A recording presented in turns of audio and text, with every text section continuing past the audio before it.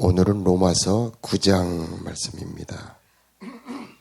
로마서 9장을 쓰는 이 바울의 마음은 어떤 마음이었을까요? 이 복음이라는 이 하나님의 엄청난 선물을 받지 못하고 거절하는 동포들을 향한 한없는 슬픔과 비애, 바로 이게 로마서 9장을 써내려가는 이 바울의 마음입니다.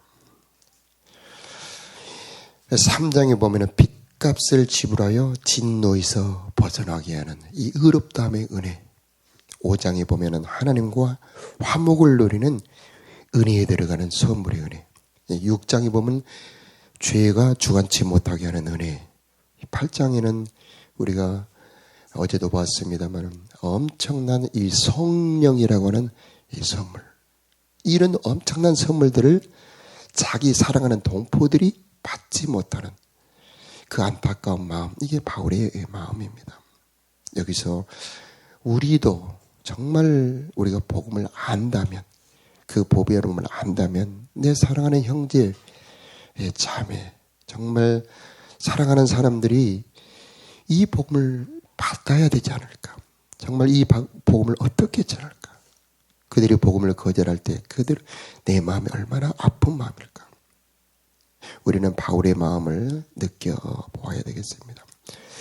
3절에 나는 내 동포, 내 동족들을 위해서라면 내 자신이 저주를 받아 그리스도에게서 끊어져도 좋다는 각오가 되어 있습니다. 이 바울의 마음을 느껴보십시오. 모세도 그랬었죠. 차라리 내 생명책에서 내 이름을 지워 주십시오. 이게 주님의 마음이고요. 그래서 주님께서는 십자가에서 결국 그 모든 고통을 당하시고 하나님에게 버림을 받으셨죠. 우리 4절과 5절에 보면은요, 이스라엘 백성들이 먼저 받았던 은혜가 나옵니다. 하나님의 아들이라는 신분을 그들이 먼저 받았죠. 하나님의 영광을 받았고 하나님과 맺은 언약이 있었습니다. 율법과 성전과 예배와 약속들이 있었죠. 5절에 보면은 아브라함 같은 그런 믿음의 선진들, 모세나 다니엘 같은 그런 놀라운 믿음의 선진들이 그들의 조상들이고요. 예수님은 그들의 혈통에서 태어났습니다. 이런 엄청난 은혜를 받았는데 왜 이 복음의 은총에서 죄에 되고 있는가? 왜 그들은 이 하나님의 이 복음에서 멀어지고 있는가? 그래서 이게 9장부터 11장까지 주제입니다만은 왜 그들이 은혜를 받지 못하는가? 핵심은 내일 10장에도 나오고 내일도 나옵니다만은 10장 2절의 결론을 먼저 말씀을 드리면 그들이 하나님께 열심은 있으나 올바른 지식을 따른 것이 아니다. 하나님의 의를 모르고 자기 의를 세우려고 힘써 하나님의 의를 복종하지 않았다. 내일 말씀입니다만 9장 32절에 보면 믿음에 의지하지 않고 자신의 행위에 의지하는 율법 신앙이었다는 것입니다. 그래서 부딪힐 돌에 부딪혔다. 배가 결국 암초에 부딪히는 것처럼 그들의 율법 신앙은 결국 하나님의 은혜에서 멀어질 수밖에 없었다는 그런 얘기가 되는 겁니다. 그래서 우리 6절 말씀을 함께 읽어보도록 하겠습니다. 시작. 하나님께서 그들에게 하신 약속이 실패로 돌아갔다는 것이 아닙니다. 이스라엘에게서 태어난 사람이라고 해서 다 이스라엘 백성인 것은 아닙니다. 7절. 아브라함의 자손이라고 해서 다 아브라함의 자녀인 것은 아닙니다. 하나님께서는 이삭에게서 난 자라야 내 자손이라 부르리라고 말씀하셨습니다. 하나님의 약속이 실패로 돌아갔다는 얘기는 아니다. 하나님의 말씀이 어긋났다는 것은 아니다. 즉 지금 이스라엘 백성들이 그렇게 믿음을 버리고 하나님의 은총에서 제외되는 것이 하나님의 실패는 아니다는 그런 말씀을 하고 그 근거로 이스라엘 백성이라고 해서 다 이스라엘 백성이 아니다. 아브라함의 자손이라고 해서 다 아브라함의 자손이 아니다라고 말씀하고 있습니다. 자, 우리 8절 다시 말해서 함께 읽어볼까요? 시작. 다시 말해서 자연적인 출생에 의해 태어난 아브라함의 자손이 하나님의 자녀가 되는 것이 아니라 약속의 자녀라야만 아브라함의 자손으로 여김을 받게 된다는 말씀입니다. 우리가 잘 아는 것처럼 아브라함에게는 사라가 죽기 전에 두 아들이 있었죠. 그래서 하갈에게서 태어난 종 이스마엘이 있고 또 사라에게서 태어난 이삭이라는 아들이 있습니다. 자, 그런 것처럼 지금도 그렇다. 이것은 갈라디아 4장에 잘 설명을 하고 있는데 하갈에게서 태어난 이스마엘은 율법 신앙의 그림자. 사라에게서 태어난 이삭은 복음 신앙의 그림자입니다. 지금도 다 하나님을 믿는다고 해서 다 참 자녀가 아니다. 율법 신앙을 가진 자가 있고 복음 신앙을 가진 자가 있다. 그러면 율법 신앙을 가진 자는 하나님의 은총에서 멀어질 수밖에 없고 복음 신앙을 가진 자라야만이 하나님의 은혜를 받을 수 있다는 그런 말씀입니다. 율법을 지켜서 하나님 앞에 의로움을 얻으려고 하는 율법 신앙은 결국 유대인들처럼 하나님의 은혜에서 멀어질 수밖에 없고 오직 믿음으로 하나님께 나가려고 하는 자들은 이렇게 은혜를 받을 수 있다는 게 바로 이 바울의 편지를 써 내려가는 주제가 되겠습니다. 우리가 로마서를 보았습니다마는 로마서에 이르는 큰 두 줄기가 하나는 율법이고 하나는 복음입니다. 율법은 복음의 근거가 되지만은 율법을 붙들고 있어서는 은혜를 받을 수가 없습니다. 그 율법을 벗어 던져버리고 하나님의 은혜의 복음 안으로 들어갈 때에 그 하나님의 그 모든 은총을 받을 수가 있다는 것입니다. 자, 우리 11절 말씀을 함께 읽어볼까요? 시작. 두 아들이 태어나기 전에 그리고 그들이 무슨 선이나 악을 행하기도 전에 하나님께서는 선택하시는 목적을 굳게 세우기에 12절 리브가에게 다음과 같이 말씀하셨습니다. 형이 동생을 섬길 것이다. 이렇게 말씀하신 것은 하나님의 선택이 사람의 행위가 아니라 불러주시는 분의 뜻에 달렸다는 것을 보여주기 위해서입니다. 아멘. 은혜가 사람의 행위에 달려있는 것이 아니고 불러주신 분의 뜻에 달렸다는 것입니다. 그래서 하나님께서 은혜 베풀기로 작정하신 그 복음 안으로 들어오는 것이 우리가 할 일이 되는 것입니다. 그래서 하나님께서 은혜 베풀기로 작정한 곳이 어디냐? 바로 예수님 아닙니다. 그래서 예수님 안으로 들어올 때에 하나님의 모든 은혜, 하나님의 작정하신 선물을 받을 수 있다는 얘기죠. 그래서 우리는 하나님께서 나에게 은혜 베풀기로 작정하셨습니다 라고 하는 그 믿음을 가지고 예수를 믿는 겁니다. 예수 그리스도 안에서 하나님께서는 모든 선물을 주시기로 계획하셨다는 것입니다. 그래서 이스마엘에게는 그 아브라함의 축복이 내려가지 않습니다. 이삭에게 모든 축복이 내려가죠. 에사에게는 하나님의 사랑이 내려가지 않고 미움이 내려가지만은 야곱에게는 그가 어떤 선이나 악을 행하기 전에 하나님의 작정하신 사랑이 내려가죠. 마찬가지입니다. 예수님 안에서 하나님의 축복이, 예수님 안에서 하나님의 사랑이, 예수님 안에서 작정하신 축복이 내려오게 되어 있다는 얘기입니다. 그러면 우리 할 일은 무엇이냐? 예수를 믿는 것입니다. 예수를 영접하는 것입니다. 예수의 피를 믿는 것입니다. 예수님은 나의 주님이라고 고백하는 것입니다. 그러면 그 모든 하나님의 작정하신 은혜와 선물이 우리들에게 내려오게 되어 있다는 얘기죠. 그런데 이스라엘 자기 동포 유대인들은 이걸 모르는 겁니다. 올바른 지식이 없는 겁니다. 자기의 행위를 통해서 율법을 지켜서 하나님께 나가려고 하는 신앙을 가졌다는 겁니다. 그러니 그들은 부딪힐 돌에 부딪힐 수밖에 없는 것이죠. 율법신앙과 복음신앙의 차이가 무엇이냐? 율법신앙은 감사가 없어요. 그러나 복음신앙은 모든 게 감사죠. 율법신앙은 언제나 자랑을 합니다. 그리고 못했을 때는 정죄감에 빠집니다. 그러나 복음신앙은 결코 정죄함이 없습니다. 하나님 그 예수 안에는, 그리스도 예수 안에는 결코 정죄함이 없나니 의롭다 하시는 분이 하나님이시니 누가 정죄하려 그러지 않습니까? 물론 회개하고는 다릅니다. 내 힘으로 지키려고 하는 율법신앙은 언제나 죄책감에 빠지죠. 그리고 그 죄책감을 덮으려고 바리새인들처럼 회칠한 무덤, 그 자기의 모든 것을 가리는 신앙이 될 수밖에 없는 것입니다. 그러나 복음신앙은 내 힘으로 되는 것은 아무것도 없습니다. 오직 하나님의 은혜와 능력으로 되는 것입니다. 그러므로 복음신앙에는 자유가 있어요. 그래서 종이 아닙니다.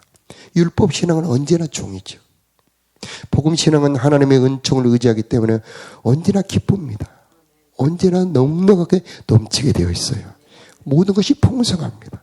하나님이 작정하신 그 모든 풍성한 것이 나에게 베풀어지기로 작정되어 있습니다. 준비되어 있습니다. 이것을 믿는 신앙, 이게 바로 복음신앙입니다. 다 이루었다. 하나님은 나를 위해서 모든 선물을 이미 다 이루시고 준비해 놓으셨습니다. 이걸 믿는 게 복음신앙입니다. 그러나 율법신앙은 언제나 내 공로, 내 행동, 내 자격을 따집니다. 잘했을 때는 교만으로, 못했을 때는 정죄감으로, 죄책감으로 침몰하게 되어 있는 게 율법신앙이죠. 그래서 로마서 9장부터 11장까지는 그동안에 복음을 쭉 설명했던 이 바울이 율법신앙을 완전히 청산해버리고 복음신앙 안으로 들어오기를 소원하며 이 9장부터 11장까지를 써 내려갔던 것입니다. 이 새벽에 오신 여러분에게 율법신앙이 완전히 다 벗겨지기를 축복합니다. 거기서 다 완전히 벗어나서 주님의 은혜 안에 들어가는 복음신앙, 예수 안에 있는 자들에게는 결코 정죄함이 없나니 이는 생명의 성령의 법이 죄와 사망의 법에서 너희를 해방하였느니라. 너희는 법 아래 있지 않냐고 은혜 아래 있느니라. 우리 예수 그리스도 안에 있는 모든 것이 합력하여 선을 이루느니라. 아들을 주신 분이 아들과 함께 모든 것을 은사 선물로 주지 않겠느냐. 이 바로 이게 복음신앙입니다. 율법신앙은 기도를 안 합니다. 왜? 내가 해야 되니까. 그러나 복음신앙은 시작부터 끝까지 처음부터 기도입니다. 모든 게 감사기도. 그래서 하나님의 작정에 달려 있는 것이기 때문에 그 복음신앙은 언제나 기도합니다. 하나님의 선물을 바라보기 때문에 언제나 기도하죠. 사람이 자기 일을 계획할지라도 이루시는 분은 여호와시니라. 이게 바로 복음신앙입니다. 하나님의 모든 은총과 그 모든 선물은 우리들의 인간의 상상이나 계획을 초월하고 넘치는 은혜입니다. 그래서 이 복음신앙 안으로 들어갈 때에 우리들의 삶에는 부족함이 없는 일화가 이루어지게 되는 것입니다. 자, 우리 13절, 14절 함께 읽어보겠습니다. 시작. 이것은 내가 야곱을 사랑하고 에사는 미워했다라고 기록된 대로입니다. 그렇다면 우리가 무엇이라고 말할 수 있겠습니까? 하나님의 공정하지 못하시다고 말할 수 있겠습니까? 그럴 수 없습니다. 그래서 두 번째 인물을 대비하고 있죠. 에사와 야곱. 에사와 야곱은 하나님이 그들이 태어나기도 전에 그 미움과 사랑을 작정을 하신 겁니다. 야곱에게는 하나님의 사랑을 베풀기로 작정이 되어 있는 겁니다. 우리가 잘 아는 것처럼 이 야곱은 정말 약삭 빠른 사람이지요. 한계도 많아요. 욕심도 많습니다. 꾀를 씁니다. 그런데 하나님께서 그 야곱에게 온갖 은혜를 다 베풀어 주시죠. 온갖 선물을 다 주십니다. 그리고 그를 통해서 하나님의 뜻을 이루어버리죠. 여러분 모두에게 야곱의 축복이 이루어지기를 주의 이름으로 축복합니다. 그런데 하나님께서 이렇게 말씀하십니다. 갈라디아서에 보니까 아브라함의 복, 이삭의 복, 야곱의 복이 예수 안에서 우리들의 복이 되었다라고 선포하고 있는 것입니다. 하나님의 사랑이 이제 예수 안에 있는 자들에게는 무한하게 부어지게 되어 있는 것입니다. 우리 로마서 8장에 보았던 것처럼 어떤 피조물로도 끊을 수 없는 그 사랑이 그리스도 예수 안에 들어있습니다. 예수 안으로 들어가면 그 사랑이 메마르지 않습니다. 언제나 샘처럼 강물처럼 흘러 들어오게 되어 있는 것입니다. 그러므로 목마를 때마다 예수 안으로 들어가는 그게 복음 신앙이 되는 것입니다. 그런데 이런 엄청난 이 복음 신앙은 이 이성으로 보자면 이해가 안 되는 겁니다. 그래서 14절에 말씀하고 있지 않습니까? 14절에 그렇다면 우리가 무엇이라고 말할 수 있겠습니까? 하나님이 공정하지 못하다고 말할 수 있겠습니까? 그럴 수 없습니다. 그래서 우리 인간의 생각으로는 공정하지 못하게 보이는 것입니다. 일방적으로 은혜를 베풀어 주는 거죠. 근데 일방적으로 은혜가 베풀어지지 않는 영역이 있는데 그 이해가 바로가 나오고 있습니다. 17절에 보면 바로에게는 강팍해하죠. 일부러 하나님께서 그래서 하나님의 그 모든 역사를 계속 거절하게 만들어버립니다. 왜? 일방적으로 하나님의 영광을 나타내기 위해서. 하나님은 크게 두 길이 있습니다. 두 사람이 있습니다. 일방적으로 은혜가 베풀어지는 쪽이 있고 일방적으로 은혜가 베풀어지지 않는 쪽이 있는 겁니다. 그래 일방적으로 은혜가 베풀어지는 그런 영역은 예수 아니고 예수의 밖에는 하나님의 진노가 머물러 있는 겁니다. 그래서 우리 할 일은 예수 안으로 들어오는 것입니다. 그래서 우리가 복음을 전파해야 되는 거예요. 자, 18절 우리 함께 읽어보도록 하겠습니다. 시작. 그러므로 하나님께서는 그분의 뜻대로 어떤 사람에게는 자비를 베푸시고 또 어떤 사람은 완고하게도 만드십니다. 그래서 기도가 중요합니다. 기도는 하나님의 작정을 바꿔버리는 겁니다. 그 모든 일은 참새 한 마리가 땅에 떨어지는 것도 하나님의 작정 때문에 이루어지는 겁니다. 그런데 그 하나님의 계획, 하나님의 작정을 바꾸는 게 기도입니다.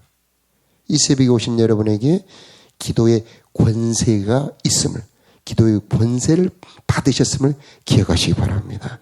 그 기도할 때에 하나님이 마음을 바꾸십니다. 모세의 기도를 듣고 하나님이 마음을 바꾸시고 민족을 멸하려고 했던 것을 마음을 돌이켜서 민족에게 다시 은총과 긍휼을 베푸시기 시작합니다. 그런데 모세의 기도처럼 지금도 우리를 위해 기도하시는 분이 계십니다.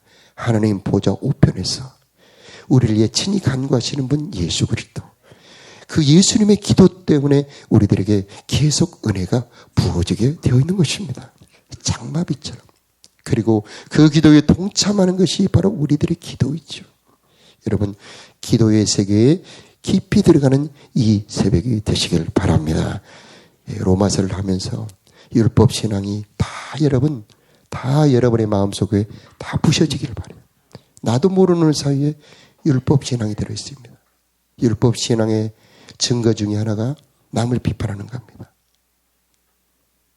복음 안에 들어있지 않는 거죠. 그 모든 그 은혜를, 그 모든 속죄를 받았다는 게 정말 믿어지면은 100데나리온 빚진 자를 용서할 수 있게 되어 있습니다. 그런데 정말 이것이 내 마음에 머리로는 들어와 있지만은 마음으로 들어와 있지 않으면 앞이 지나가는 100데나리온 빚진 친구를 감옥에 넣는 일을 하게 되죠. 그래서 복음의 은총을 누리지 못하게 되는 겁니다. 자, 여러분은 이 시간 축복합니다.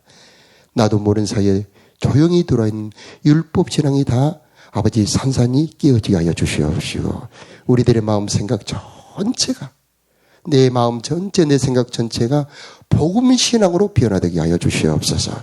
그래서 하나님의 선물을 남김없이 받아 누리는 우리들의 삶이 되기를 원합니다. 이게 오늘 이 새벽에 저와 여러분의 기도가 되기를 축복합니다. 자, 기도하겠습니다.